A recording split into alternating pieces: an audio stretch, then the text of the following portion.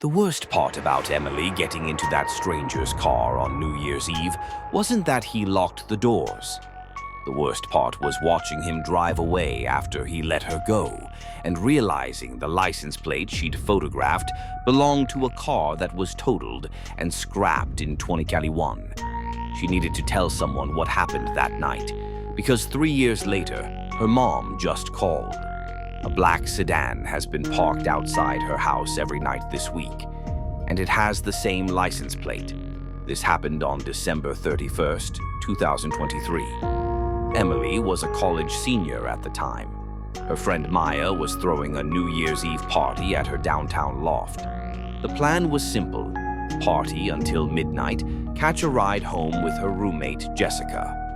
Except Jessica left early with some guy around 1:30 a.m.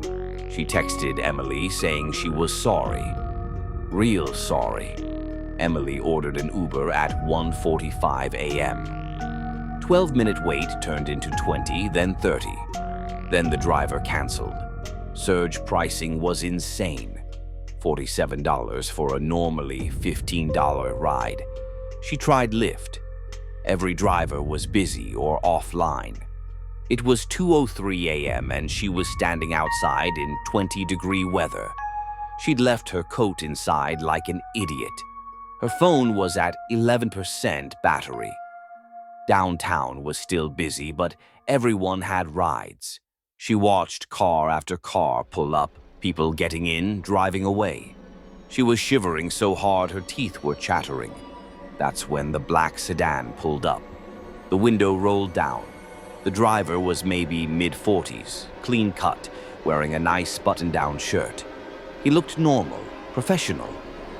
"You need a ride," he called out. "I saw you standing there. Looks pretty cold." Emily hesitated. Everything she'd been taught said no. I'm okay," she said. "I have a ride coming." "In this weather?" "Look, I'm not trying to be weird. I'm heading north anyway. I've got a daughter about your age. I'd want someone to help her if she was stranded." That detail, the daughter, made him seem safer. She knows how stupid that sounds now. "Where are you headed?" he asked. "North side, near the university." "I'm going right past there, seriously, no problem. But if you'd rather wait out here, I understand." She looked at her phone. 9% battery. She looked down the empty street. She looked at him again. "Okay," she said. "Thank you." Before she got in, she did one smart thing. She took a photo of his license plate and texted it to Maya. "Getting ride from nice guy, should be home in 20. Here's his plate just in case." She got in the passenger side. The car was warm, smelled like coffee and pine air freshener. There was a travel mug in the cup holder and a gym bag in the back. Everything seemed legitimate. "I'm Dan," he said, pulling away. "Emily," she replied. Stupid to give her real name, but she did. They made small talk about the weather, the crowds, how crazy New Year's Eve gets. He seemed normal. She started to relax. He asked for her address. She gave him cross streets instead of the exact location. The first few minutes were fine. Then he turned right onto Westbrook Avenue.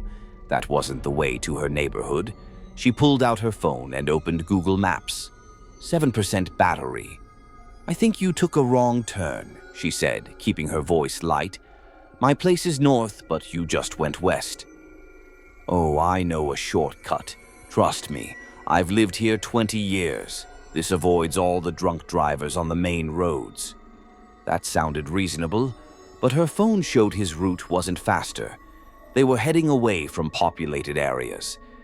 "Actually, I'd prefer if you just followed the GPS," she said. "I'm tired and just want to get home." He didn't respond, just kept driving. "Did you hear me?" "I heard you," he said. His voice had changed, colder, flat. "We're going this way." She felt fear spike through her chest. She casually reached for the door handle and pulled. Nothing happened. Locked. She tried again, pulling harder. "The child locks are on," he said, still not looking at her. "Safety feature. Can you unlock them, please? He didn't answer. They were heading toward the industrial district. Fewer streetlights, fewer cars, fewer people. She looked at her phone. 5% battery. She started typing to Maya. This guy is driving the wrong way. Won't unlock doors. I'm scared. The phone died. Screen went black. Phone dead? He asked, glancing at it. She didn't answer. She just stared at him, gripping her useless phone. Where are we going? Her voice was shaking now. We're almost there, he said calmly. Almost where? This isn't where I live. I know where you live, Emily. The way he said her name made her blood turn to ice. How do you... You're on the 3rd floor of Riverside Apartments, Unit 3C. You moved in last August. Your roommate's name is Jessica. She couldn't breathe. How did he know all of this? Let me out, she said, yanking the handle. Let me out right now. He didn't respond, just kept driving through increasingly empty streets. They were in the warehouse district now. Massive buildings with dark windows, empty loading docks, not a single person in sight. Please, she begged. I won't tell anyone. Just let me out. We're almost there, he repeated. She looked for anything she could use as a weapon. There was nothing, just her dead phone and her small purse. That's when she noticed his eyes in the rearview mirror.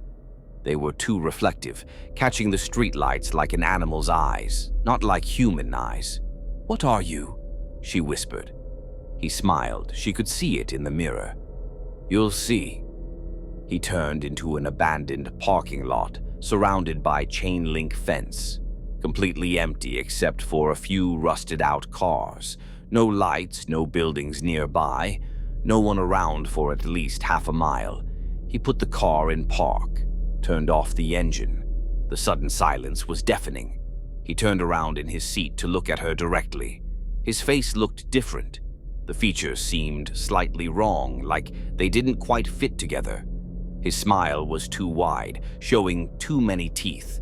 Do you know what happens to girls who get into strangers' cars? He asked. She pressed herself against the door. Please don't hurt me, please. I'll give you money, whatever you want. I don't want your money, Emily. He reached for his door handle. He was going to get out. He was going to come around to her side. Her phone buzzed. Impossible. The phone was dead, but she felt it vibrate in her hand.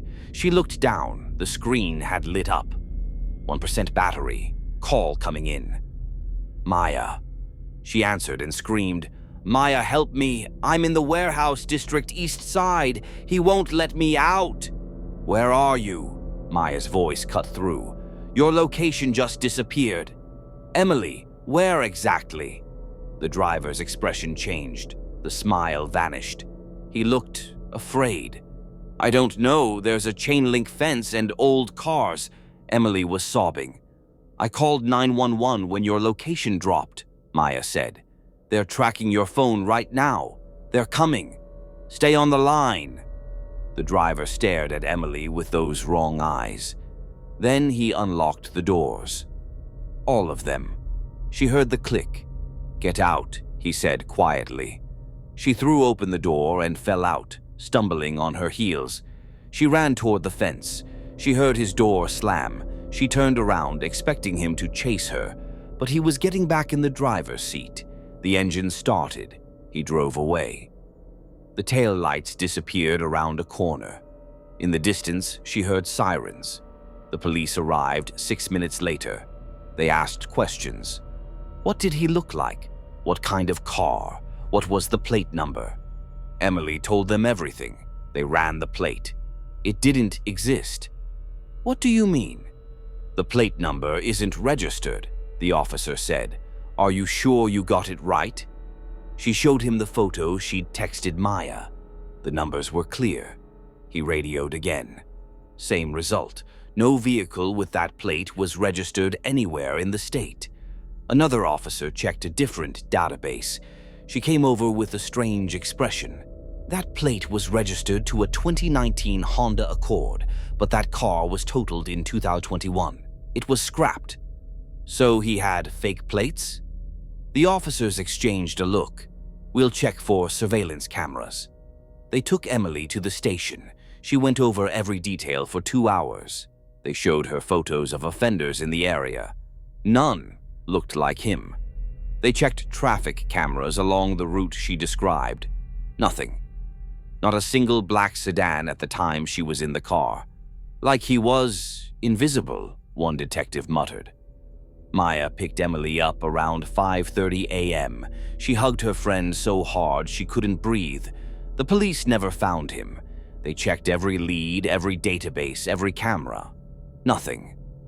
3 days later, Emily got a text from an unknown number. "You got lucky, Emily. Next girl won't."